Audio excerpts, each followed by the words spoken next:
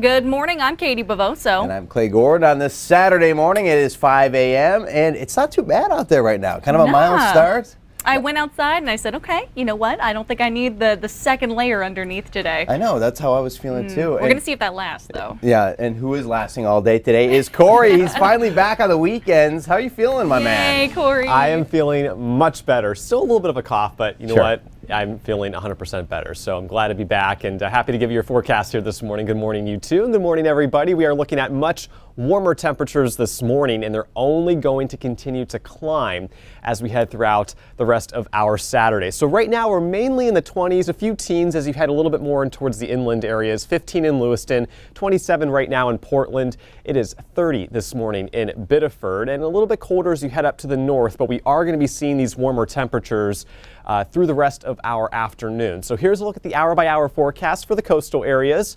Back up into the 20s, lower 30s by the mid and late part of the morning today.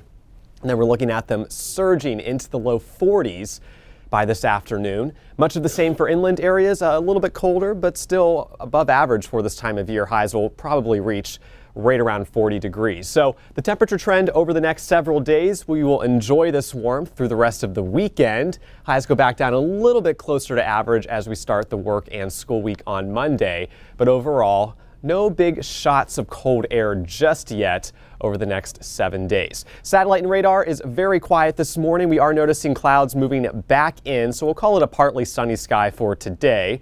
And we're also watching a system off towards the west. It's a front that will be giving us some precip here later on tonight and early tomorrow. So here's your planner for today. Very quiet, mild temperatures into the lower 40s. Coming up, we'll talk about snow potential in that 7-day forecast, guys. You want to stick around for that? Oh, yeah, we got to replenish what's on the slopes right now. A lot of people are waiting for the snow to come back. Yes. Thank you so much, Corey. We look forward to talking with you coming up next. Now it's time to move on to news this morning. A judge denies bail for a man accused of killing the mother of his children. Anthony Lang is charged with murder for the shooting death of Soka Kuhn. The two shared a home with their children in a quiet Portland neighborhood. Kuhn was shot 5 times in the neck and the head. Lang is claiming self-defense. News Center's Chris Rose has new details about the state's case against him. Anthony Lang sat with no emotion as the evidence in his murder case was revealed in court. On January 7th, Lang and his partner, Soka Kuhn, argued on the way home from a friend's house after she accused him of having an affair.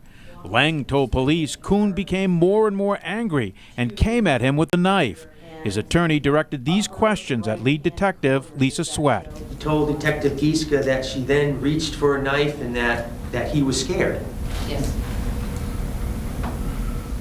He said he went into self-defense mode. Yes.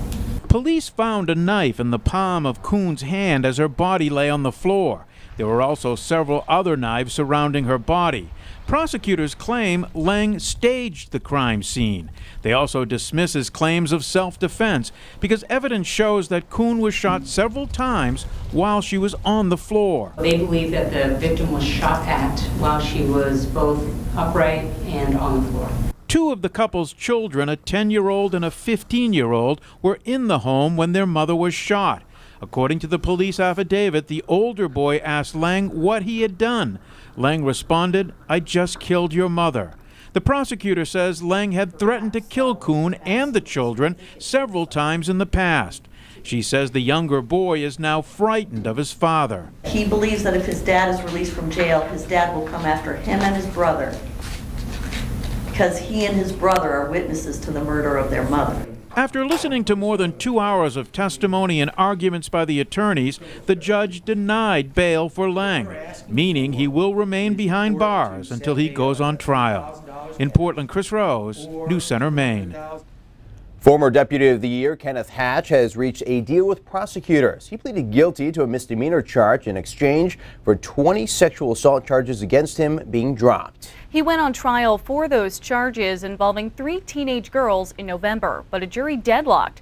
It did, however, find him not guilty of 1 count of sexual abuse of a minor and furnishing marijuana. Under the plea deal, Hatch will never be retried on alleged sex crimes. For pleading guilty to furnishing a place for a minor to drink alcohol, Hatch will pay a $1,000 fine.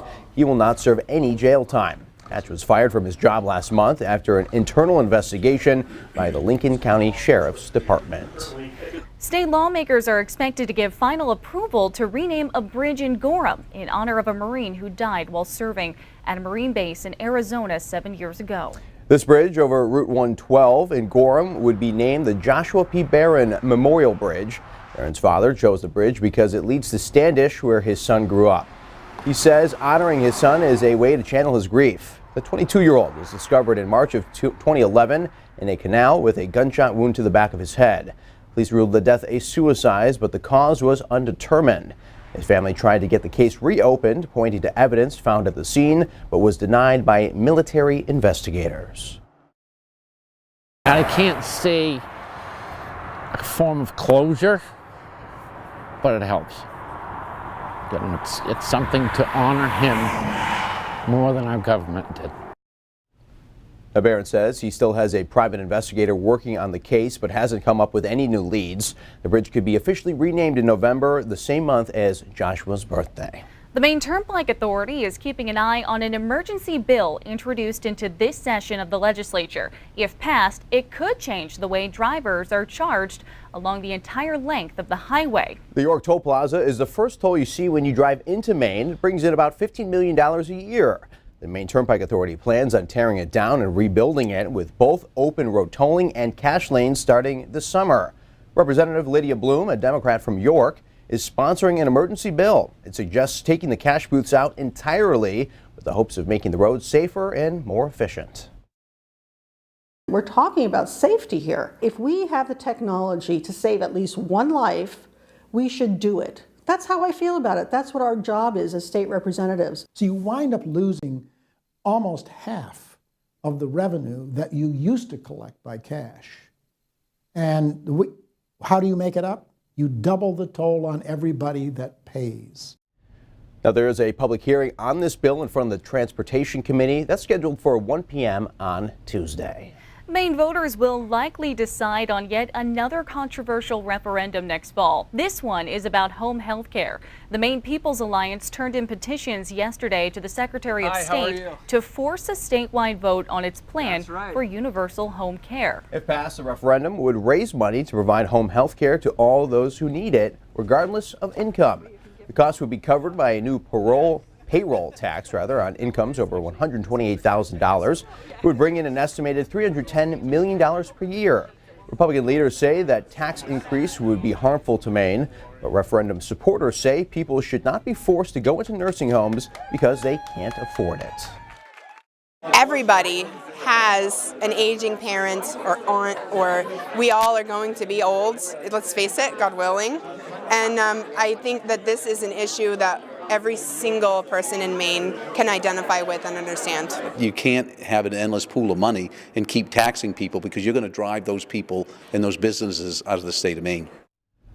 The petitions have about 67,000 signatures. Assuming they are certified by the Secretary of State, the issue is expected to be on the referendum ballot in November.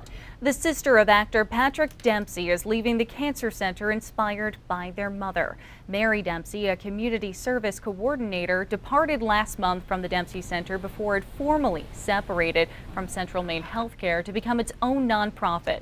Mary Dempsey said it was time to pursue other opportunities, but that the cancer center will always be in her, quote, heart and soul.